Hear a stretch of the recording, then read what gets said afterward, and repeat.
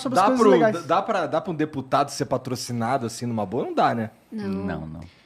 Assim, não sei se mudou a lei, mas tem uma regra de que a gente não pode receber presentes com mais de R$100. Que valem mais de R$100. Eu sei que, tipo... Enfim, o Brasil tem muitas coisas erradas, mas é um cuidado que eu tenho, assim, tipo, deram, sei lá, uma comida, um chocolate. Tá abaixo, beleza. Entendi. E eu acho que é uma regra garrafas de boa, né? hidromel, eu tô quebrando a lei. Você me deu uma da última vez, né? Te dei uma. Eu achei que valia menos de R$100. Valia Não, menos uma de- vale, uma vale. Mas se eu te der duas, vale mais. Gente, assim, Aí eu tô quebrando a lei, não posso é quebrar que a meus lei? amigos não podem me dar presentes caros. Entendi. É só que assim, no ambiente profissional não cabe mesmo, né? Tipo, chega um lobista lá em Brasília e vai te dar um presente. Não, é escroto Aí eu demais. acho que essa regra é boa. É. Mas as pessoas que me amam do meu convívio podem. Tá, entendi. Tá tudo certo. Mas atenção aí, o pessoal da Coca-Cola, que de vez em quando manda umas Coca lá, ainda tá dentro da lei. Pode continuar mandando. Por isso que você fez aquela lei obrigando a ter Coca-Cola nas escolas. Pessoal da Ferreiro tambtambém que mandou uma caixa de Ferreiro Rocher. Muito obrigado. Caralho, o pessoal tá mandando um negócio legal. O cara gosta de tudo. O deputado dos grandes interesses do capital, né? Porque eu nunca recebi esses negocinhos aí, não. Eu já recebi vários, mas eu não sou político. Não, você pode. Eu posso.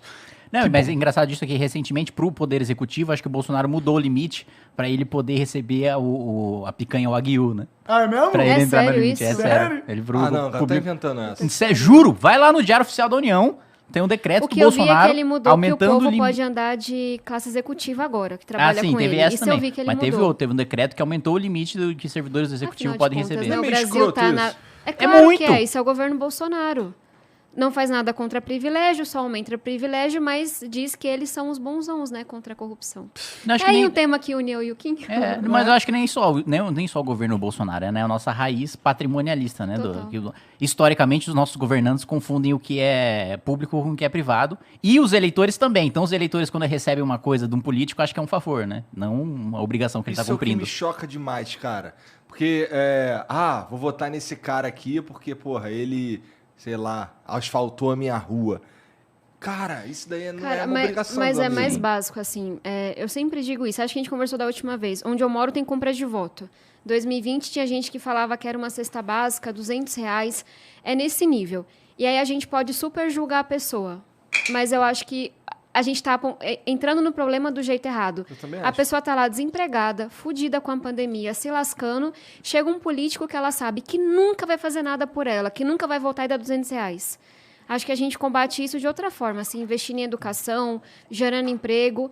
E onde eu moro mesmo, sabe? Muitas vezes, para acessar uma coisa mais rápida no posto de saúde, para conseguir uma coisa que deveria ser pública, a pessoa vai recorrer a um político da região, vai recorrer, se não ao crime, sabe? Então, como quem falou, assim, é um Brasil capturado por várias elites que vão se apoderando mesmo. Mas na periferia é como se não tivesse Estado. É Estado mínimo mesmo. E aí, se você não é amigo de ninguém importante, você fica de fora. Isso é uma parada que eu sinto que tem uma galera que... Eu discordo. Então, eu Mas imagino que diga você aí. discorda. Mas isso é uma parada que quem tá na periferia, quem viveu isso daí, sabe que lá o Estado é só pra te dar porrada. Essa foi a minha percepção boa parte na minha vida. Sim. Assim, perto da minha casa não tem um lugar pra gente fazer um esporte, não tem um lugar pra você fazer, sabe, um curso técnico. E aí ou você pegava ônibus e ia pra Santo Amaro e ia pra um lugar muito mais distante, aí quem que vai pagar essa passagem? Ou era aquilo mesmo. Então falta, sim, Estado. E aí, talvez... Eu sempre tento falar, né? Cara, a briga não é Estado grande ou pequeno, é Estado eficiente. Porque ele é super inchadão para os mais ricos, mas é desse tamanhinho para quem mais precisa.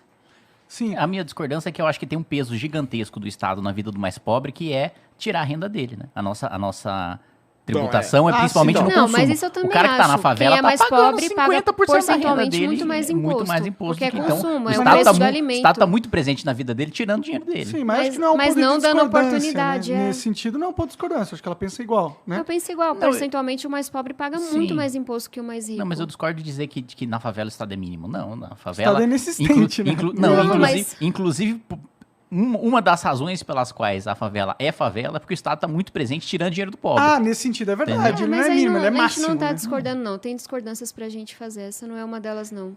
acho que O a gente tá Estado pego não- aí no significado das coisas, né? O mínimo, no caso, que ela falou é que o de Estado não serviço tá público, presente. sim. A parte boa é mínima, a parte Sim. ruim é máxima, né? Sim. É o que acontece.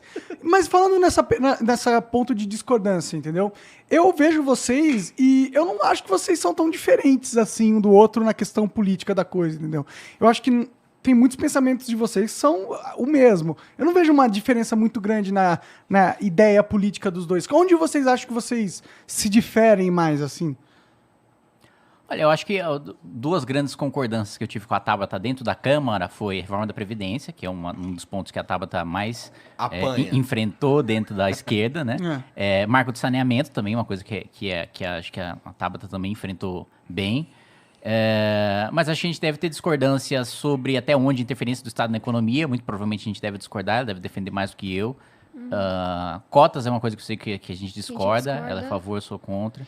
Eu tenho uma dúvida, tipo, direitos LGBT, direito das mulheres, do negro, você falou que você é contra cotas. Sim. Mas como você se posiciona, por exemplo, sobre, sei lá, pessoas da comunidade LGBT terem os mesmos direitos que a gente tem na hora de se casar, de adotar uma A criança? favor, claro, não pra mim. Então aí também é uma Eu acho que em concordância. termos de É por isso que eu o não liberal vejo defende, vocês, tipo, defende igualdade perante a lei, dentro do independentemente de quem espectro político, seja. eu não vejo vocês muito distantes um do outro, assim. Pra ser sincero, eu acho que vocês estão bem próximos, assim. Talvez seja porque o Brasil tá tão polarizado, sabe? A gente os extremos cada vez indo mais assim. E o Bolsonaro coloca uma perspectiva tão absurda em tudo que quem é do campo democrático e faz um debate minimamente razoável fica mais próximo.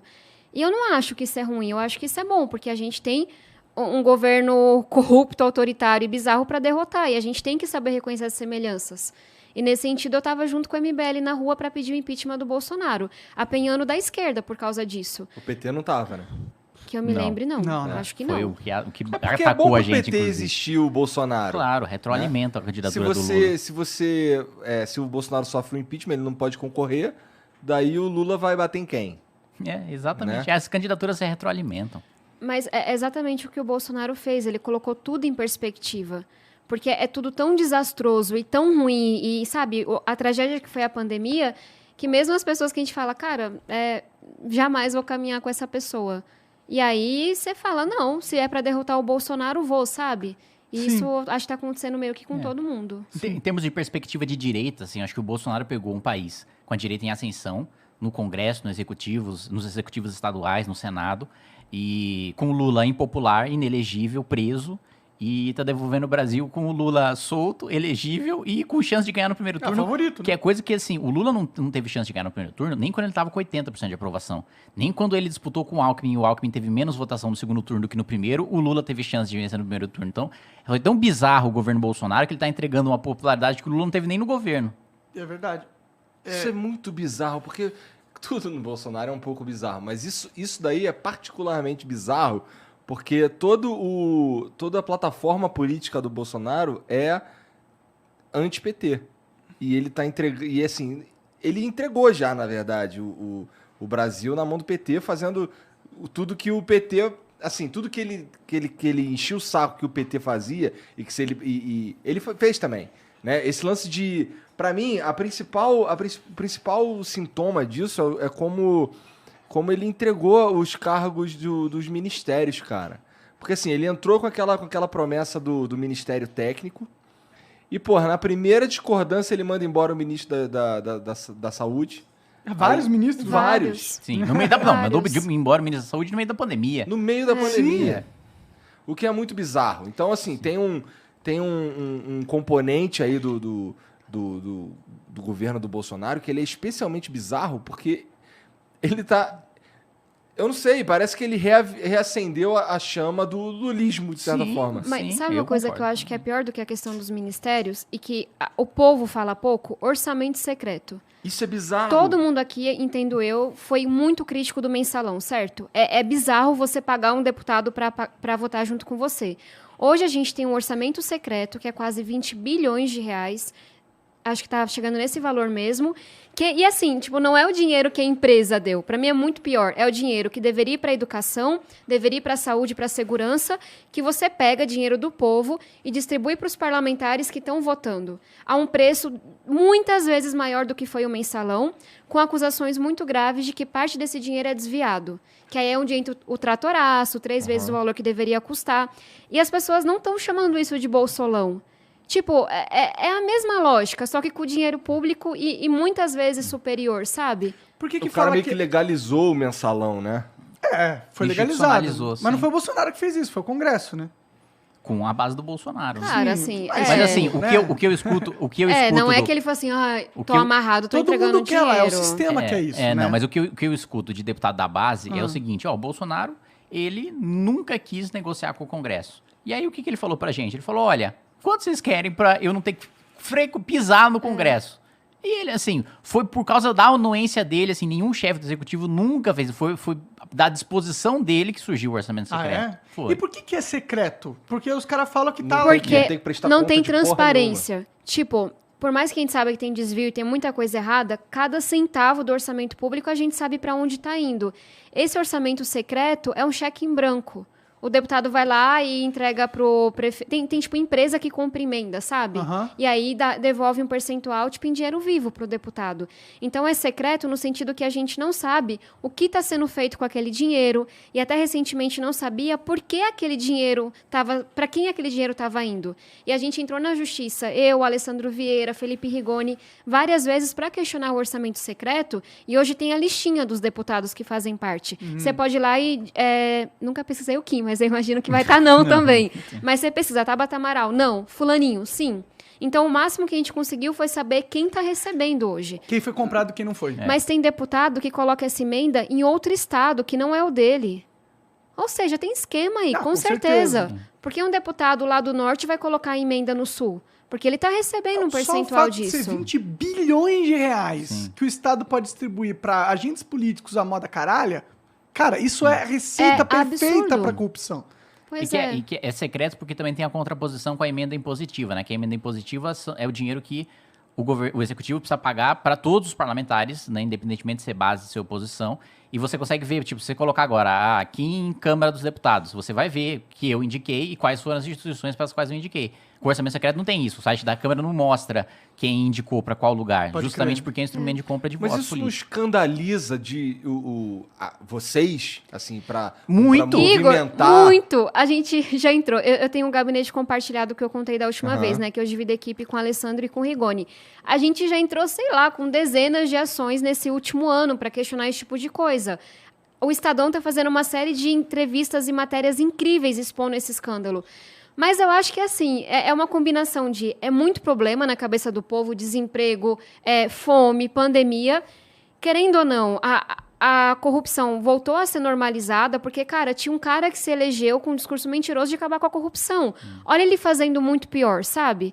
E acho que também a população também de saco cheio. Então, eu falei, vamos falar disso? Por quê? Porque tem uma galera massa que tá ouvindo a gente que precisa se indignar com isso. Porque a gente sabe o que está acontecendo. Tem pessoas que sabem quais são as empresas que estão comprando. Mas eu não tenho prova, sabe? E eu não vou vir aqui dizer o nome de um deputado porque eu não tenho essa prova. Entendi, vocês Mas se meio a que sabem quem população são os filha da pressionar... puta, Mas quem que investiga? Mas não pode falar. E quem investiga? Quem teria É o que Procurador-Geral da República, que é Aí o sim, Aras. Aí é foda, aí fudeu. ele é uma pessoa que poderia. E que, assim, Entendi. mais um ponto do PT se retroalimentar do Bolsonaro, né? Porque agora teve a votação, que o mandato do PGR é de 2 anos. E aí precisa ser reconduzido por mais 2 anos. E aí você fala, bom, o cara que é chefe do órgão acusador da República, né?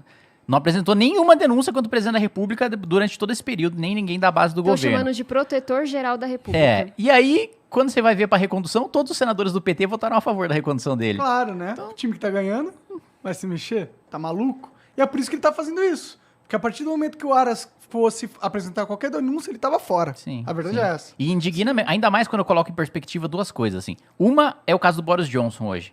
Boris Johnson lá quase deixou de ser primeiro-ministro porque um assessor dele fez uma festa na residência oficial do primeiro-ministro do Reino Unido. Imagina! Ele falou que não sabia. Olha quantas vezes, Cara, olha quantas bizarro, vezes ele coisas fez algumas muito festas, mas, piores tipo, nossa, não como o Brasil tá aconteceram. uma Coisas muito merda piores mesmo, o Bolsonaro já não fez. Outros parlamentares da base... Pô, o chefe da Casa Civil é réu por corrupção e lavagem de dinheiro.